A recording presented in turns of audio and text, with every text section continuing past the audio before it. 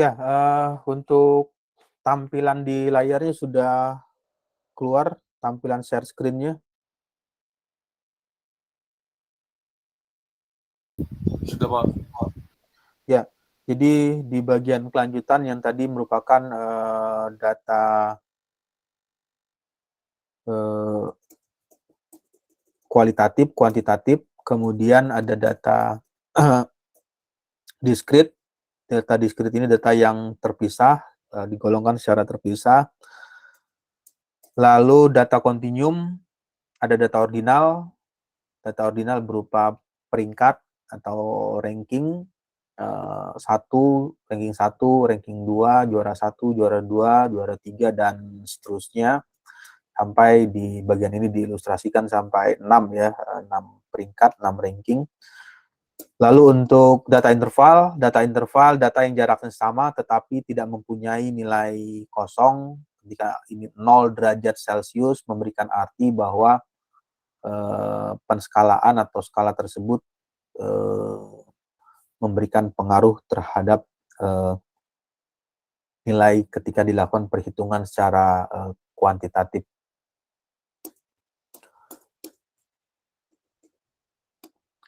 Ya, untuk bagian berikutnya ada, kalau tadi ada data, lalu yang bagian selanjutnya adalah variabel, konsep dan definisi. Apa yang dimaksud dengan variabel? Variabel, suatu variabel dapat didefinisikan sebagai sifat-sifat orang, diartikan ya, salah satunya sifat atau karakter, benda, variabel dari benda atau variabel dari objek, kemudian kelompok, program, dan sebagainya yang dapat mempunyai berbagai nilai. Di sini ada variabel itu memiliki berbagai nilai. Nilai-nilai tersebut bisa saja berupa nilai kategori nilai kualitatif maupun nilai kuantitatif. Jadi ada nilai kualitatif dan nilai kuantitatif. Untuk nilai tersebut misalnya contoh berat badan atau berat ya, nilai berat badan. Suatu variabel yang dapat mempunyai nilai yang berbeda bagi seseorang dari waktu ke waktu. Nah, ini variabelnya ini diartikan berbeda-beda. Misalkan orang satu atau orang pertama dengan orang kedua, dengan orang ketiga, orang keempat, kelima. Ini memiliki atau mempunyai variabel yang dapat mempunyai nilai yang berbeda. Nilai yang berbeda-beda. Jadi orang pertama bisa saja dengan berat badan 60, kedua bisa saja 68, ketiga bisa 65, atau yang keempatnya beratnya 58. Nilai-nilai tersebut bisa saja lagi berubah lagi dengan variabel lagi, ada waktu. Jadi misalkan ketika di tahun ini beratnya bertambah atau mengalami pengurangan. Jadi nilainya mengalami perubahan di antara beberapa orang di dalam waktu yang sama ketika dilakukan pengukuran atau pengujian. Nah, ini adalah hanya ilustrasi ya. Jadi kalau di bagian ini ilustrasinya yang menggunakan berat badan, tapi nanti bisa variabel itu bisa saja diartikan dengan benda atau objek yang sedang dilakukan penelitian yang dikerjakan tersebut. Lalu yang ketiga, problem. Problem ini seringkali muncul dan harus muncul atau harus keluar. Kenapa? Kenapa itu harus keluar? Karena ketika penelitian itu dilakukan, harus ada permasalahan dulu. Jadi masalah penelitian akan terjadi jika ada suatu permasalahan atau problem yang ditimbulkan. Ya, untuk bagian ini hal-hal yang akan dicari dalam penelitian untuk mendapatkan solusi dari masalah yang diteliti. Perumusan masalah diperlukan memungkinkan seseorang melakukan verifikasi. Verifikasi itu pembuktian yang dibatasi, nanti ada beberapa hal, ya salah satunya adalah pengalaman peneliti tersebut atau orang yang melakukan penelitian tersebut atau pengalaman yang dilakukan secara empiris. Ya, yang pertama, ketika melakukan suatu riset atau penelitian, kriteria dalam menetapkan masalah itu yang pertama itu apakah masalah ini berguna atau masalah ini bermanfaat atau masalah ini ada kegunaannya, apakah masalah ini bisa diselesaikan, bisa dicarikan jalan keluarnya. Pertama, apakah masalah ini berguna untuk dipecahkan? Kemudian untuk menetapkan masalah ini juga dipengaruhi oleh poin yang nomor 2, bagaimana melihat permasalahan tersebut, masalahnya di mana, problemnya, apakah terdapat kepandaian, keahlian yang diperlukan untuk memecahkan masalah tersebut, ini harus dimiliki oleh yang melakukan penelitian. Kemudian apakah masalah itu sendiri menarik untuk diselesaikan? Karena ketika masalah itu timbul atau keluar, yang akan mengerjakan penelitian atau akan mengerjakan riset itu yang melakukan penelitian tersebut. Nah, di bagian ini sehingga dituliskan ada keywordnya atau kata kuncinya itu menarik ya. Apakah masalah itu sendiri menarik untuk dipecahkan? Kenapa ini harus keluar? Kalau misalnya permasalahannya itu kurang menarik atau kurang tantangannya kurang, challenge-nya, sehingga menjadikan hal itu kurang tidak enak untuk dilakukan penelitiannya. Jadi ya sama halnya seperti dengan bagian tertentu ketika ada objek atau hal-hal yang cukup impresif atau menarik, maka ketika itu dilakukan atau dikerjakan akan lebih lama atau akan lebih bertahan lama untuk pengerjaannya, karena hal itu menarik. Sama juga dengan riset atau penelitian, ketika penelitian itu kurang menarik atau kurang enak untuk dilakukan, ya dalam arti sederhananya ketika itu dilakukan atau dikerjakan dengan rentang waktu tertentu menjadi hal yang tidak bisa dilakukan dengan baik karena kurang ketertarikan dari penelitian yang dikerjakan tersebut. Ya, lalu yang keempat, apakah masalah ini memberikan sesuatu yang baru? Ini juga merupakan yang tadi seringkali keluar hal yang baru, kebaruan atau hal yang berbeda atau hal yang baru yang belum pernah dilakukan atau belum pernah dikerjakan oleh peneliti yang sebelumnya.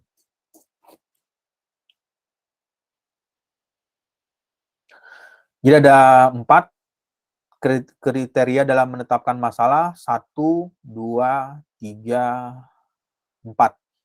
Apakah masalah ini memberikan sesuatu yang baru untuk dilakukan?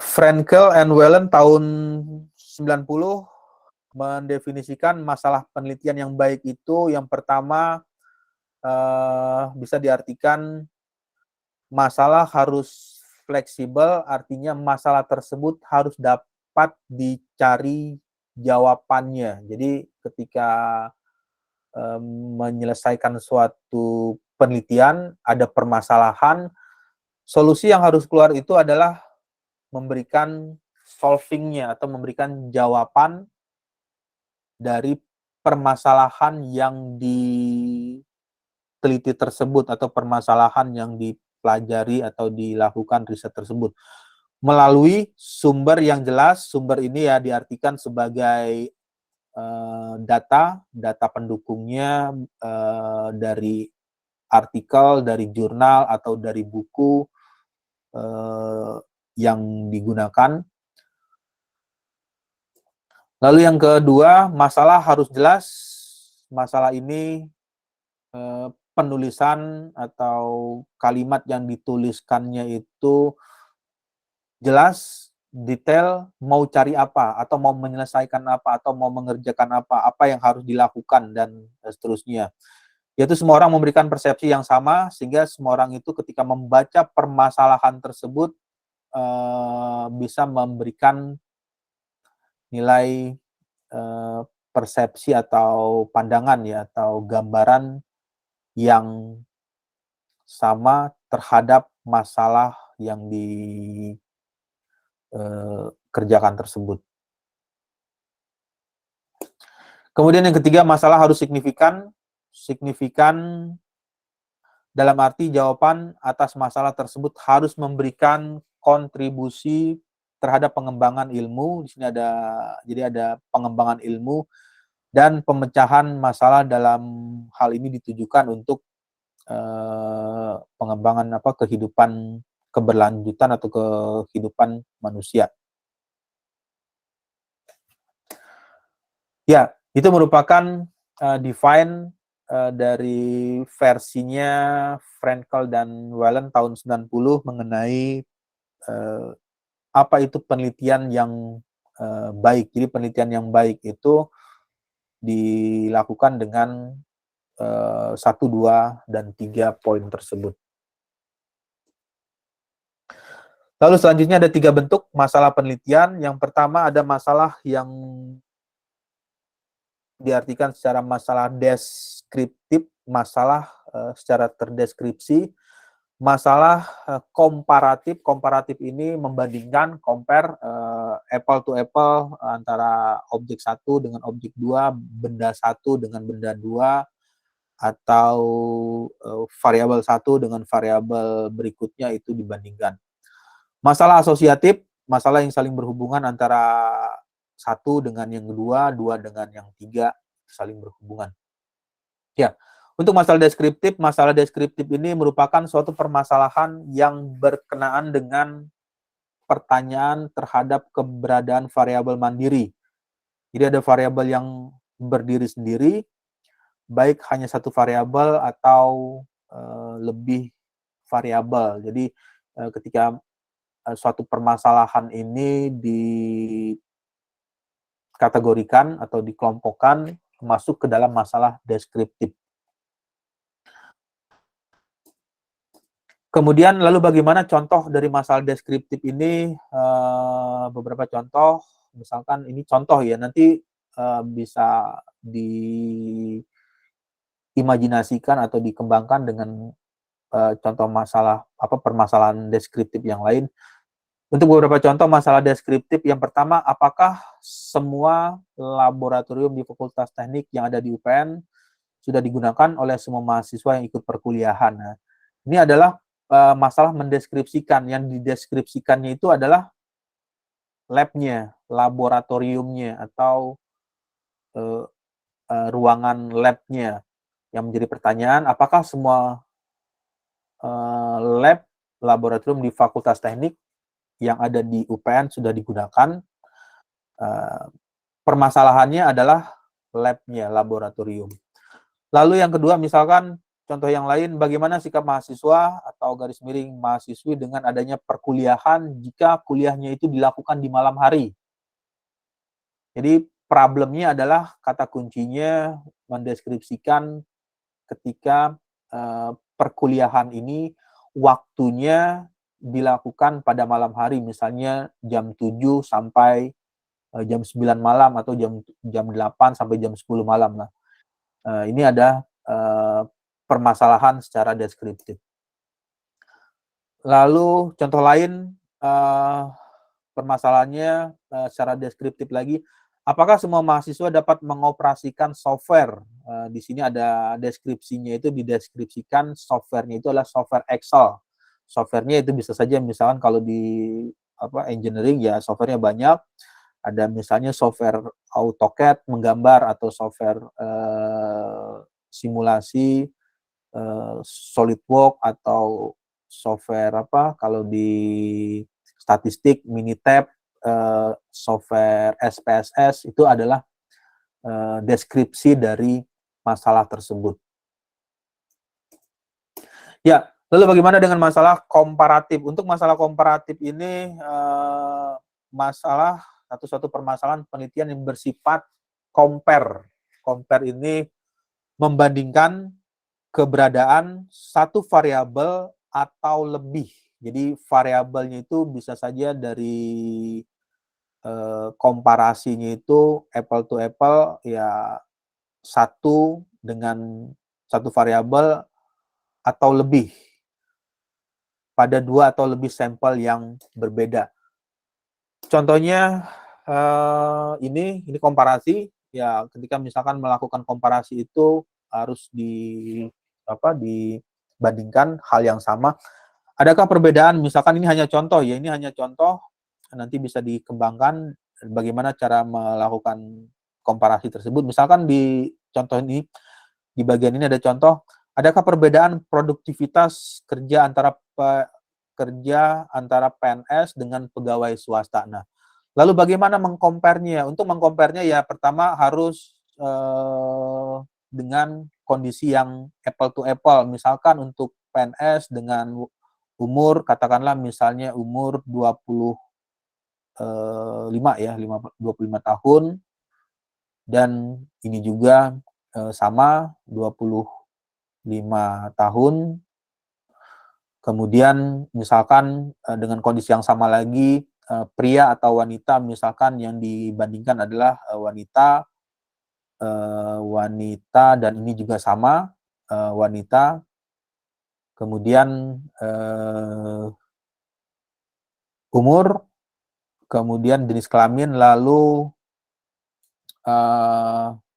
jarak tempat tinggal atau jarak kerja. Misalkan jarak kerja dari rumah ke kantor itu misalnya dengan jarak ketentuan misalnya 20 sampai 50 ya, 20 sampai 50 kilometer, ini juga harus sama range-nya. Dengan jarak kerjanya itu, jarak kerja dari rumah ke tempat kerjanya itu 20 sampai 50 kilometer. Nah, hal yang sama dengan nilai yang sama, 25 tahun, ini juga sama 25 tahun, kemudian ini juga sama, 20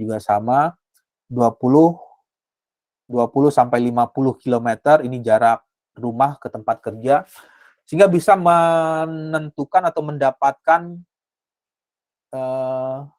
komparasi tersebut atau perbandingan tersebut, komparatif. Jadi membandingkan, ketika membandingkannya itu ya apple to apple ya, artinya buah apel ya dibandingkan dengan buah apel juga.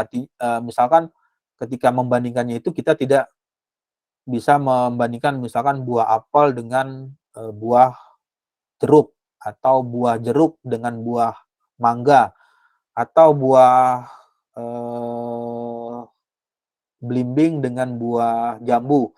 Nah, karena itu hal yang berbeda. Jadi ketika melakukan komparasi itu harus ditentukan terlebih dahulu hal apa yang sama di bagian tersebut.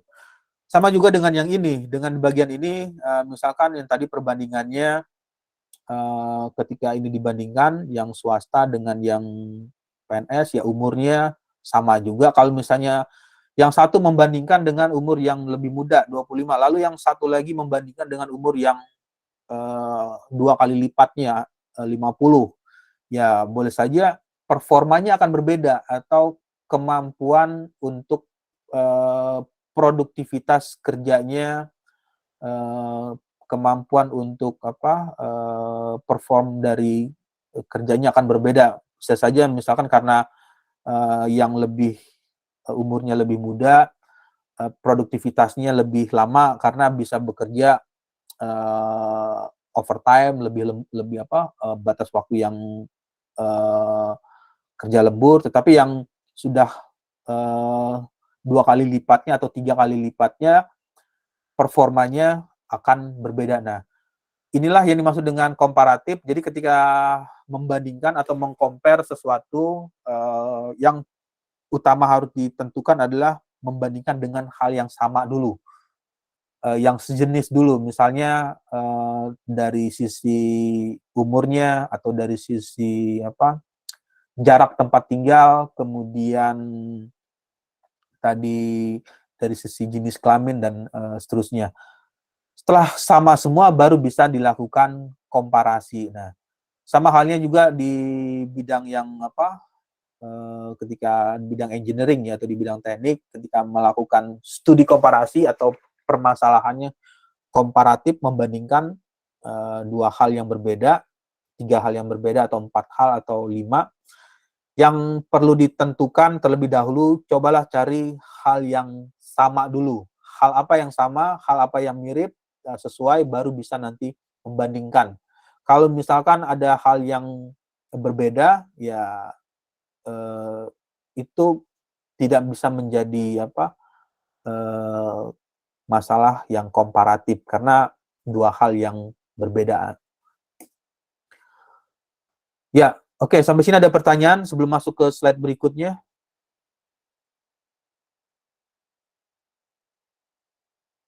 Ya, kalau tidak ada, tadi nomor satu contohnya. Lalu yang kedua, perbedaan frekuensi. Ini ada contoh lagi ya. Ini hanya contoh, nanti contohnya itu ya bisa disesuaikan dengan case apa, kasus apa yang sedang dilakukan, yang dikerjakan. Kalau misalnya melakukan penelitian dengan komparasi, berarti membandingkannya harus dengan kondisi yang sama. Yang kedua, misalkan di bagian ini, adakah perbedaan frekuensi membaca literatur di perpustakaan antara mahasiswa dan mahasiswi? Nah, ini juga perlu dibandingkan apple to apple. Misalkan untuk mahasiswa semester 6, ini juga harus sama dengan semester 6. Atau semester 7 dengan 7, 8 dengan 8. Kenapa hal itu perlu sama?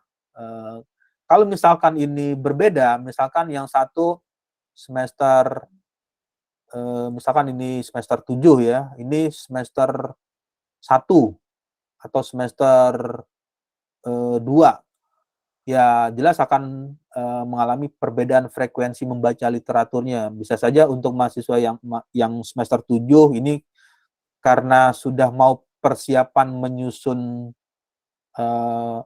proposal skripsi, PS, kemudian ini SK skripsi, jadi sehingga banyak membaca literatur. Sedangkan yang di semester 1 dan semester 2, karena baru awal masuk perkuliahan atau baru masuk kuliah di semester 1 dan semester 2, belum banyak begitu tahu, jadi masih dalam proses adaptasi dan lain sebagainya, sehingga frekuensi untuk membaca literatur di tempat perpustakaannya mengalami perbedaan. Ketika mendapatkan kasus seperti ini atau permasalahan seperti ini, yang perlu diperhatikan adalah membandingkannya dengan variabel yang sama atau dengan kondisi yang sama. Semester 8 berarti harus juga dengan sama semester 8, atau semester 7 juga sama dengan semester 7. Jadi dengan nilai semesternya yang sama, tingkat semesternya. 6 juga sama dengan yang 6, dan seterusnya. Lalu yang ketiga, apakah terdapat perbedaan produktivitas pemeliharaan ikan mas, ini objeknya adalah ikannya ikan mas, dengan dua jenis pakan yang berbeda. Nah, yang harus dilakukan berarti membandingkannya harus yang sama juga. Misalnya ikannya ya harus sama-sama ikan, tipenya ikan mas, nggak bisa membandingkan yang satu pakai ikan mas dan satu lagi pakai ikan gurame atau pakai ikan yang lain.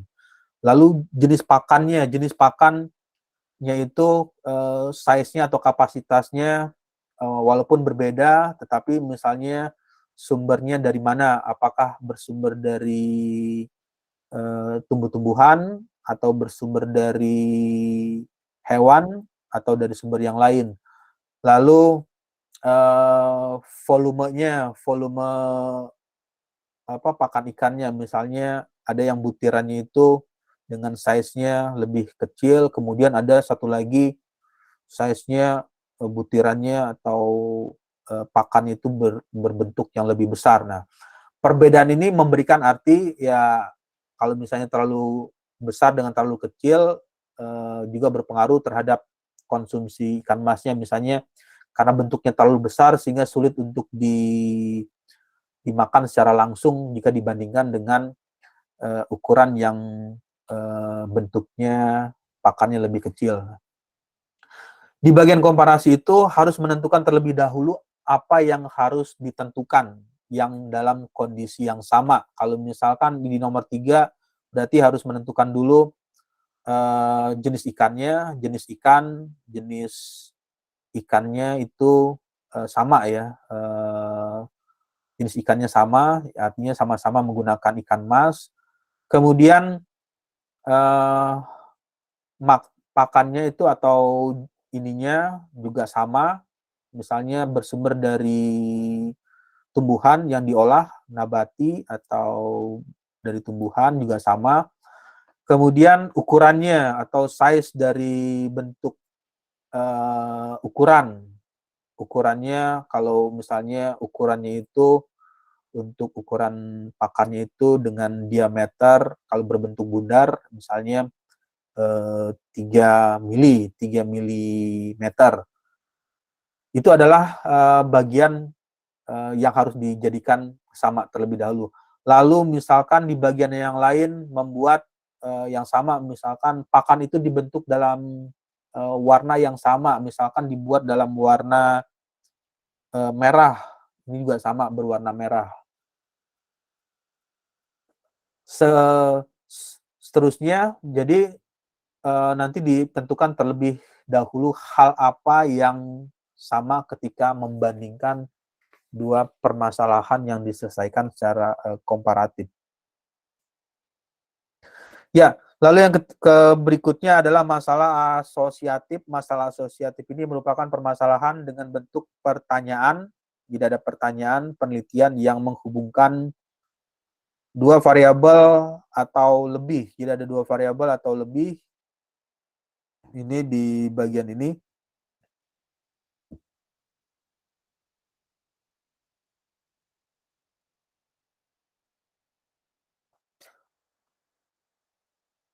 Kemudian yang selanjutnya dengan adanya permasalahan yang bersifat deskriptif, kemudian ada komparatif dan asosiatif ini, maka akan timbul judul penelitian yang masuk dalam kategori deskriptif, komparatif itu membandingkan, lalu ada asosiatif.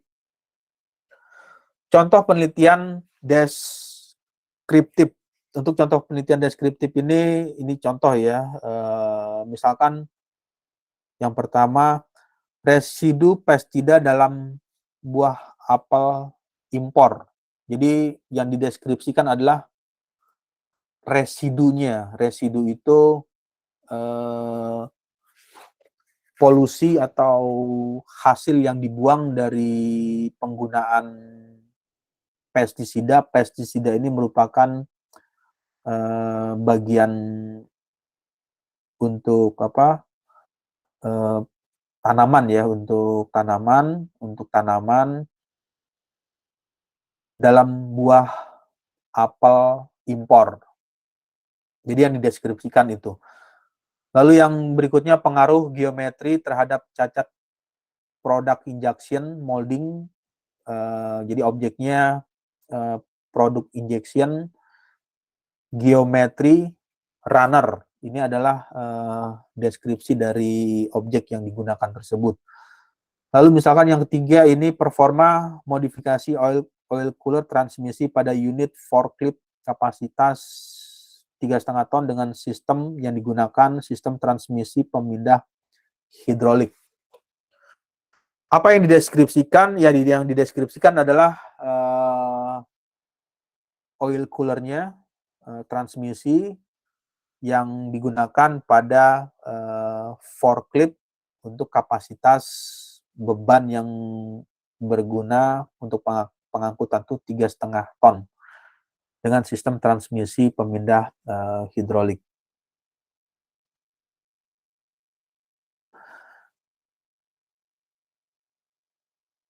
Ya, sampai sini ada pertanyaan atau ada yang ingin ditanyakan?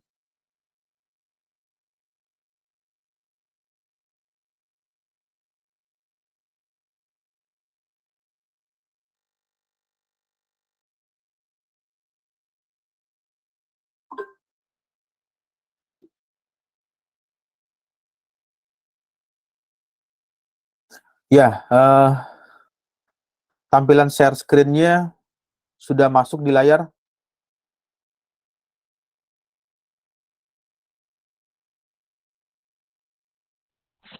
Sudah, Pak. Ya, jadi nanti kalau misalnya belum ada, kita coba di minggu depan ya. Nanti saya tunggu di minggu depan ada yang mempresentasikan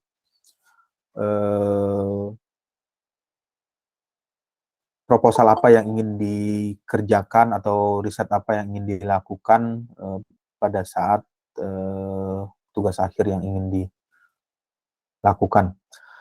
Ya, kita lanjutkan lagi dengan tadi penjelasan mengenai deskriptif, ada deskriptif, kemudian ada komparatif dan asosiatif. Data-data yang didapat di sini, data permasalahan itu permasalahan yang bersifat mendeskripsikan, komparatif itu yang membandingkan kondisi yang pertama dengan kondisi kedua atau membandingkan kondisi bagian tertentu dikomparasi dengan ketentuan pada saat melakukan komparasi atau perbandingan tersebut harus dipilih terlebih dahulu bagian yang sama nilai pembandingnya. Permasalahan secara deskriptif, komparatif, asosiatif, sehingga menghasilkan judul-judul yang judul-judulnya itu nanti bersifat penelitian deskriptif, komparasi, dan asosiatif. Lalu bagaimana dengan komparatif? Contoh penelitian secara komparasi atau membandingkan ya. Ini hanya contoh. Yang perlu diingat lagi ini hanya sampel ya atau hanya contoh. Nanti contohnya itu bisa disesuaikan dengan penelitian yang dilakukan. Di bagian ini ada penelitian secara komparasi membandingkan ya. Contoh judul penelitian komparatif. Pertama, perbedaan cara promosi dalam mendapatkan mahasiswa baru. Di sini ada tertulis perbedaan cara melakukan promosi untuk mendapatkan mahasiswa atau mahasiswa atau mahasiswi baru antara PTN, perguruan tinggi negeri, dengan PTS. Nah, jadi yang dibandingkan membandingkan teknik promosinya, cara mempromosikannya. Apa yang harus dibandingkan? Yang pertama, kalau ketika mendapatkan penelitian secara komparasi ini ya harus membandingkan hal yang sama. Misalkan yang dibandingkan fakultas teknik, ya harus sama juga dengan teknik juga. Misalkan membandingkan kalau tekniknya dibandingkan kalau misalnya misalkan teknik elektro, ini juga sama, harus dengan sama prodi yang sama, teknik elektro. Lalu setelah semuanya sama, ini sama, ini sama, ini sama, baru nanti ini bisa dikomparasikan atau bisa dibandingkan versusnya. Bagaimana cara mempromosikannya? Medianya, proses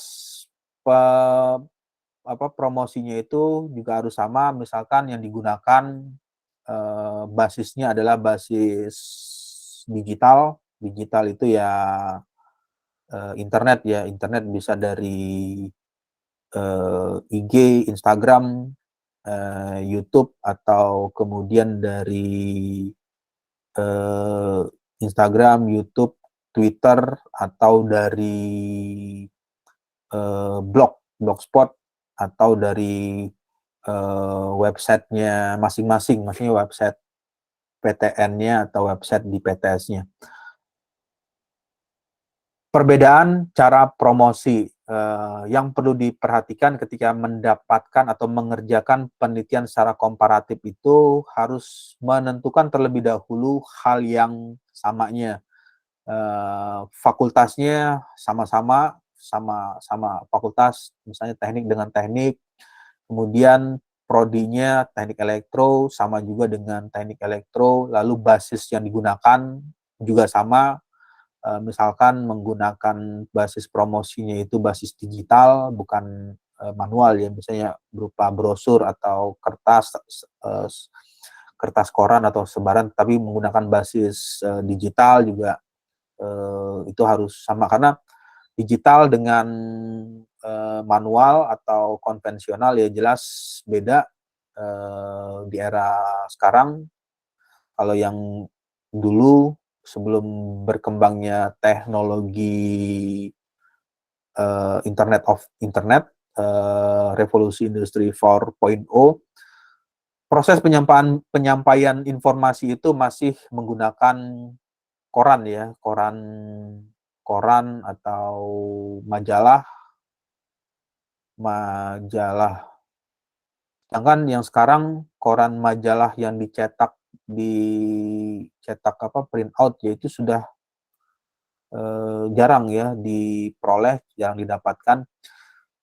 Dulu sebelum teknologi internet masuk, orang masih banyak menjual kertas koran itu di pinggir stasiun atau di terminal atau di lampu merah juga ada. Tiap ada lampu perubahan lampu merah, kuning, hijau, ketika lampu berhenti, lampu merah di persimpangan jalan, masih banyak yang menjual koran tersebut. Tapi dengan berubahnya zaman, informasi itu basisnya berubah ke menggunakan digital, menggunakan jaringan akses internet. Lalu yang kedua, contoh yang lain komparatif ini membandingkan lagi pengaruh pemupukan dengan kompos dan pupuk kimia terhadap produktivitas tanaman kedelai varietas unggul. Nah, ketika membandingkannya ini, di sini ada komparasinya, itu ada pupuk kompos. Nah, ini juga harus sama didefinisikan. Pupuk komposnya itu diperoleh dari tanaman apa saja, tanaman A, tanaman B, tanaman C. Lalu kalau misalkan menggunakan kimia, ini reaksi atau persamaan kimia yang digunakan juga sama ketika tanaman tersebut terurai di tanah, lalu bisa diserap sebagai bahan makanan untuk tanaman tertentu.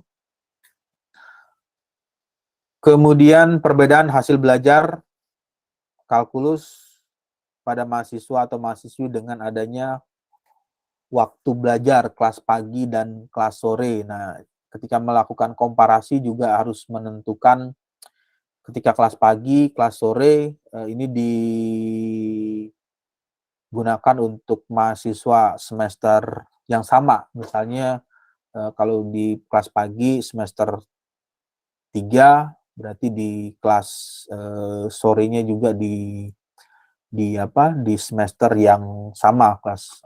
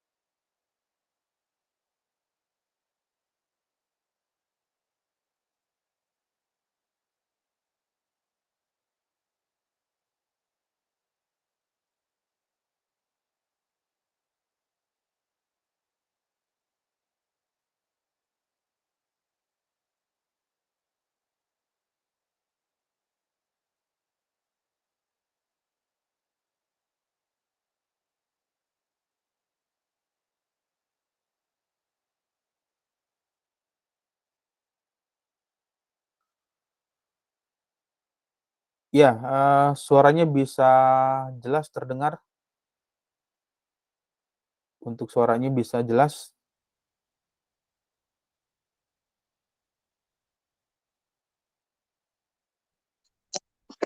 Bisa, Pak. Kemudian share screen-nya bisa keluar tampilannya di layarnya.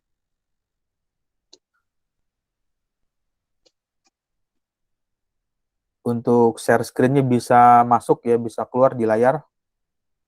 Belum, Pak. Sekarang sudah masuk share screen-nya. Masih belum, Pak, di saya.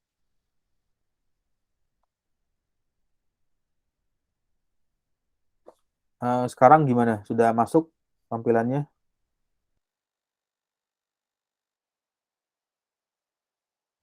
Sudah, Pak. Ya. Jadi ini adalah perbedaan antara penelitian yang tadi, ada penelitian secara komparatif, membandingkan itu ya, ketika membandingkan itu harus menentukan dulu hal yang sama dulu di bagian tersebut, misalnya kelas pagi berarti dilakukan komparasinya itu untuk semester 3, ini juga sama di semester 3, lalu selain hal tersebut, selain semester 3 juga membandingkan jumlah kapasitas ruangan, jumlah studentnya,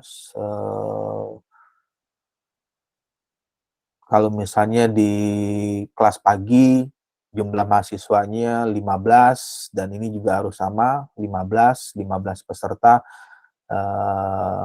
yang mengikuti perkuliahan. Jadi ada variabel-variabel yang sama terlebih dahulu ketika ingin membandingkan dua hal yang berbeda.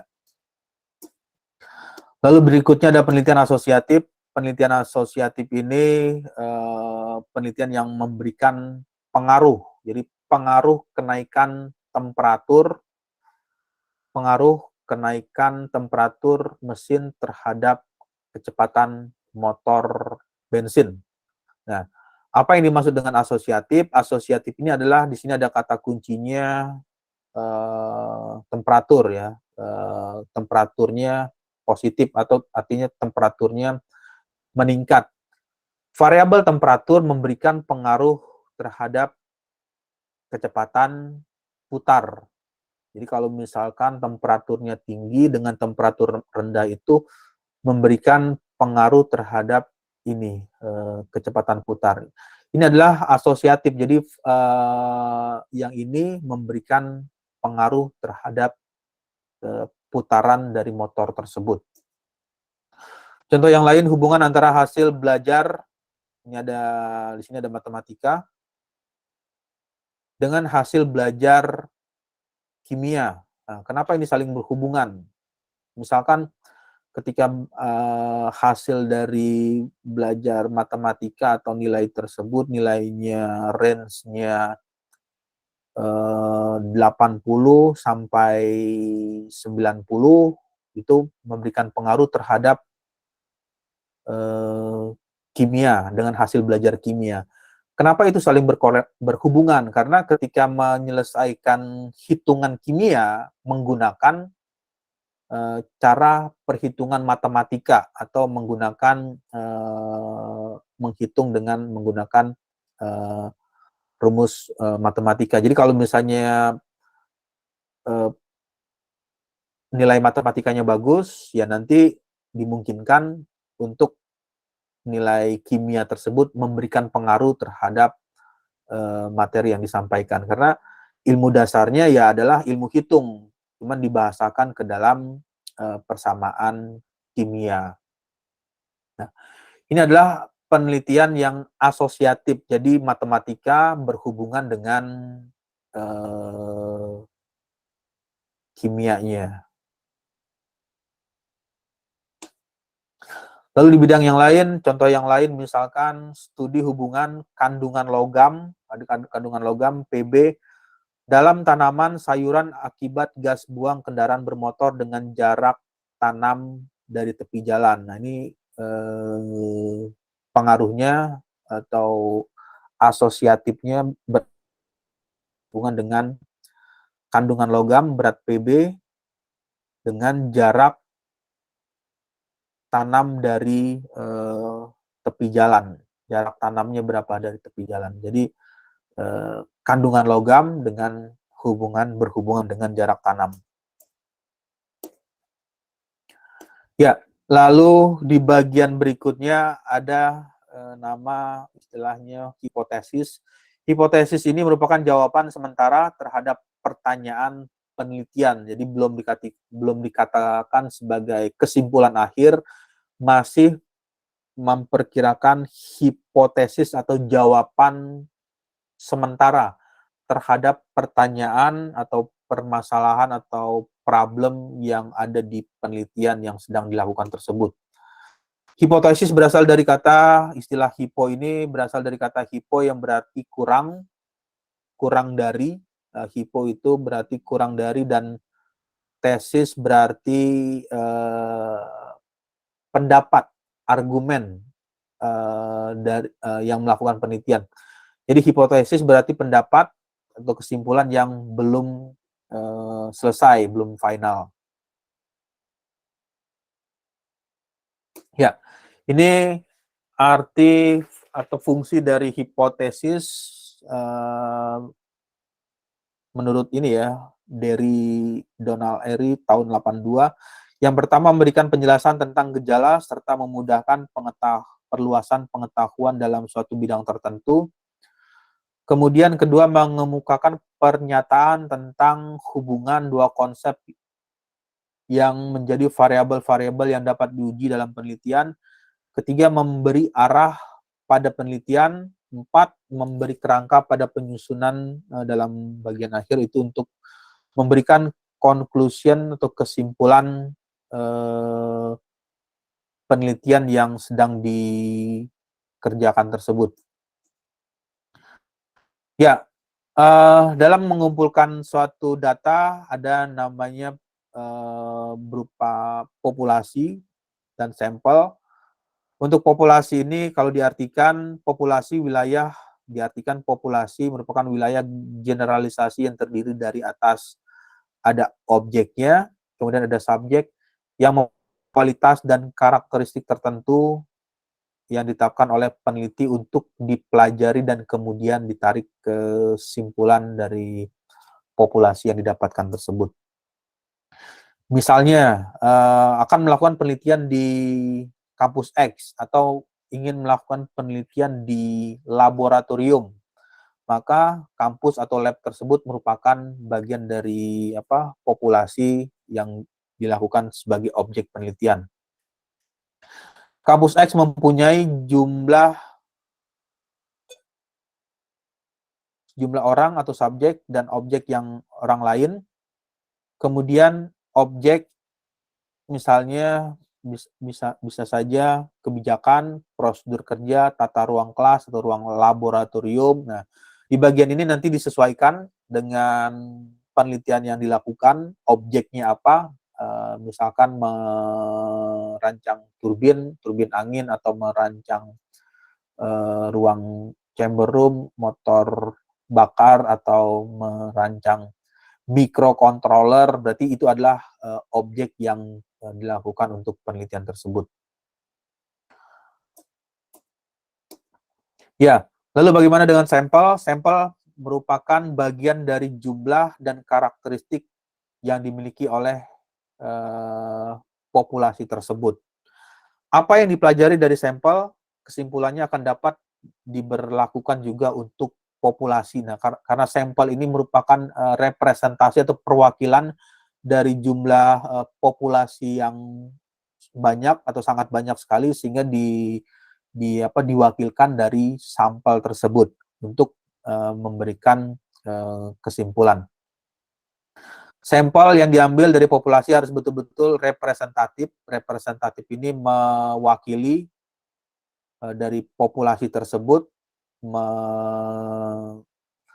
mewakilkan dari sampel yang dipilih. Lalu di bagian berikutnya ini adalah penjelasannya mengenai sampel dan populasi. Ya, sampai sini ada pertanyaan atau ada yang ingin ditanyakan? Ya, kalau tidak ada, nanti coba dibaca kembali atau dipelajari lagi materi yang tadi. Ada beberapa poin pertanyaan. Yang pertama itu nanti coba dipelajari dan dikumpulkan sebelum tanggal 21 Oktober di ini ya, kumpulkannya secara Meet Google. Yang pertama, tuliskan dan jelaskan 5 kriteria dari suatu penelitian ilmiah tersebut. Apa yang menjadi kriteria dari penelitian yang dilakukan secara ilmiah? Yang kedua, sebutkan 4 contoh data yang didapatkan secara data masuk dalam kategori data nominal, kemudian data ordinal, data interval, dan terakhir itu masuk dalam data rasio. Sebutkan 4 contoh dari data nominal, data ordinal, data interval, dan data rasio. Kemudian jelaskan apa perbedaan dari metode yang dilakukan atau dikerjakan secara kualitatif dan metode yang dikerjakan dengan cara kuantitatif. Jadi ada metode penelitian atau cara melakukan penelitiannya itu dengan cara kualitatif dan dengan cara kuantitatif. Keempat, jelaskan mengapa peneliti perlu merumuskan problem atau merumuskan permasalahan. Kenapa peneliti harus melakukan hal tersebut? Yang kelima, jelaskan mengapa peneliti harus memiliki tujuan ketika melakukan penelitian, apa yang perlu dilakukan pada saat melakukan penelitian tersebut dan memiliki tujuan. Kemudian keenam, apa yang dimaksud dengan hipotesis? Perlukah hipotesis dalam suatu penelitian? Berikan alasannya. Apakah penelitian itu perlu dilakukan hipotesis dalam suatu penelitian dan berikan alasan dari penelitian yang dikerjakan tersebut. Ya, nanti bisa dibaca lagi atau dipelajari dari materi yang sudah diceritakan tadi, penjelasan mengenai metodologi penelitian.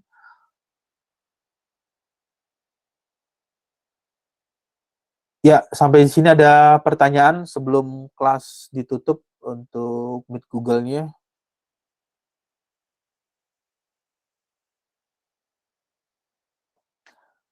Ya, kalau tidak ada pertanyaan, saya rasa cukup untuk hari ini untuk mata kuliah metode penelitian. Nanti di minggu depan kita coba ada yang mempresentasikan ya progres atau penelitian apa yang ingin dilakukan untuk bisa dipresentasikan di minggu depan di hari Jumat jam yang sama. Ya, kalau tidak ada pertanyaan, saya ucapkan selamat siang. Wassalamualaikum warahmatullahi wabarakatuh. Waalaikumsalam warahmatullahi wabarakatuh. Terima kasih, Pak. Terima kasih, Pak.